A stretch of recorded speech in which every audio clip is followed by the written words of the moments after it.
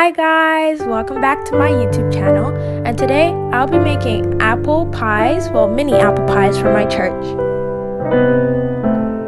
So first, you're gonna need clean hands for this recipe. That's why mine are kind of ashy. And then you wanna get your apples that are soaked in sugar and lemon juice, then strain off the water. Make sure you put it in the fridge for about a day so it's nice and soft for cooking.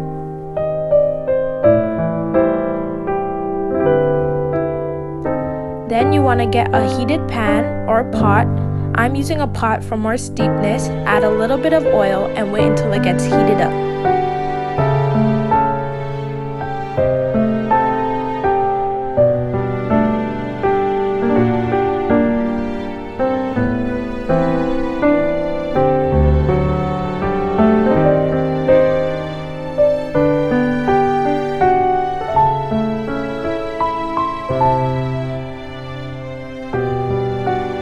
Now that my oil is starting to heat up a little bit, I'm going to start adding in my apples.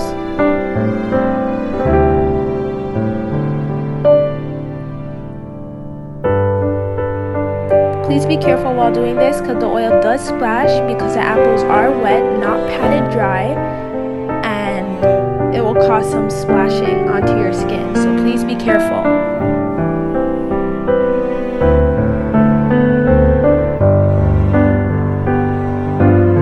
I got a tong for this because it was starting to splash a lot and I did not like that, so just to be safe, make sure you have some tongs nearby.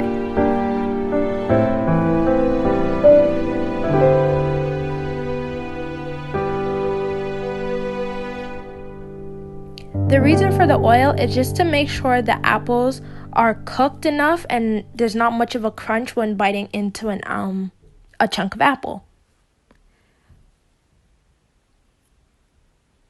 So I'm just going to go and add them all in and cook them until they're brown. Now you can see they're kind of getting brown, but I'm just going to stir them to make sure the steam is getting between the creases. A plastic spatula is best for this, but if you do have a metal one, you can also use that too.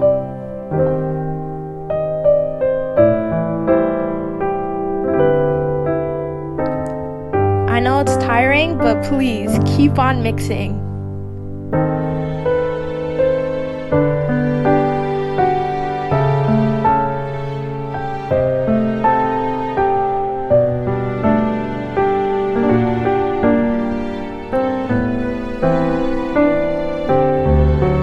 And then now that they're all brown, you're gonna want to add in as much butter as you need.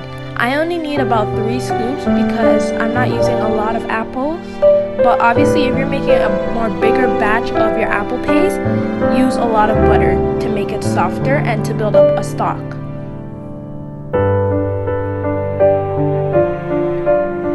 And then you want to mix it in.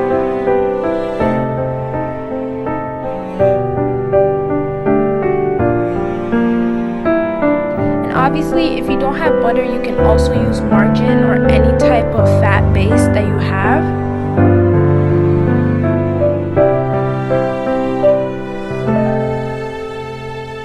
Okay, so now that the butter is all melted and my apples are all carameled and kind of mushy,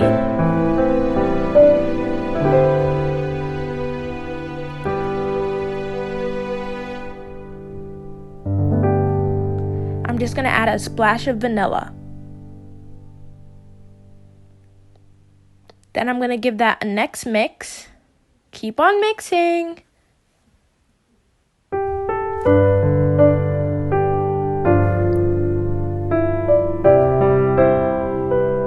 If you're somebody that doesn't like long processed foods, especially when it comes to dessert, not even a full course meal, I do not recommend to make this, but it was just fun for my first time.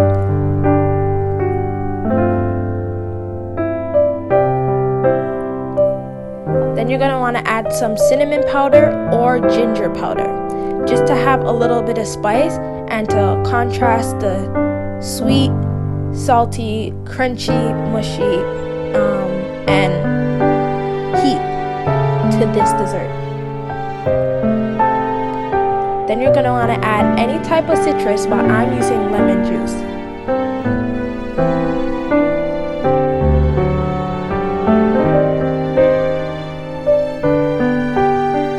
And you want to mix again.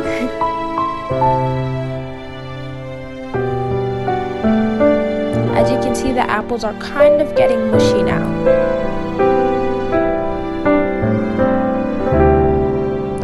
So you want to cover it and then let it simmer.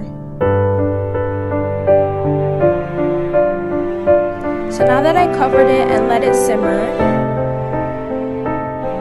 I'm just going to add a little bit of sugar. Obviously, if you're using a more sweeter type of apple, you don't need that much sugar. But if you're using regular apples, then please use as much as you need. Then you're going to want to mix it. And then get a tool that you can mash it with. Please be careful because while you're mashing, your hands are way more closer to the actual stove part, which can cause splashing onto your hands and fingers. So please be careful while doing this. But obviously, if you have those illusion blenders, I think they're called, then that would be a best option. But I don't really like that because that turns my paste into more a smoothie texture.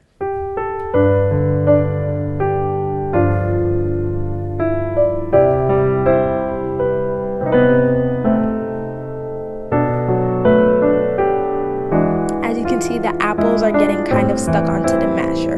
But before I forget, this is the apple that I use. It's called Granny Smith. They're best for apple pies that I heard of, and honestly, they're so good. They're easy to peel, easy to cut, and easy to cook, and they're very sweet. But when you eat them like raw, regular apple-like, it tastes exactly like applesauce. So these are the best apples for cooking in my eyes. But obviously you can use any apples that you have close to you or that you prefer.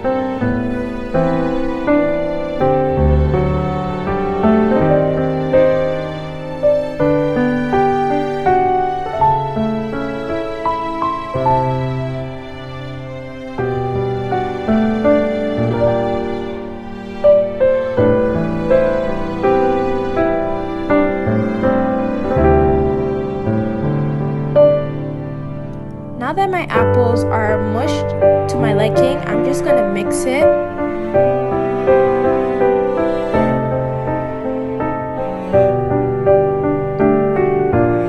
And then I'm going to let it simmer some more. Okay, and if your paste doesn't look like this, then you are definitely not doing something right. Because this is the best consistency for a pie in my eyes, because you don't want it leaking out. But then you also don't want it to be very thick and clumpy. Now we're gonna get on to the pastry part, the actual breading. I'm using this Pillsbury croissant roll. Obviously, if you want to make yours from scratch, you can go ahead and do that. But for portion wise and ingredients wise, saving money wise, and to make sure they're all being cooked at the right temperature, I want to use something that has all the same ingredients. So first you want to flour your countertop, your table, your cooking board or whatever. This causes no stick, as I just put up on the screen, no stick and less moisture. So you want to spread the flour all around. Obviously it can be flour of your choice or whatever you have around you. I'm just using regular all-purpose flour. Then you're going to want to take out your roll or your batter, and then you want to roll it out with a floured cover rolling pin. This is also to take away moisture and more of a grip. Then you want to smooth it out, make sure there's no clumps or rips in your batter/dough, and then put your paste out. My paste is all pocket into my dough. Now I'm going to smush down the corners. This is how it came out. Obviously, if you want to do any shapes, you can do that, but I just did regular squares so they can all bake at the same temperature at the same time. And then lay them on a tray and then brush them with melted butter. Pop them in the oven for about 25 to 20 minutes at 350. Sprinkle some sugar, and there you go, you're done. Make sure to like, comment, subscribe, and share. Bye.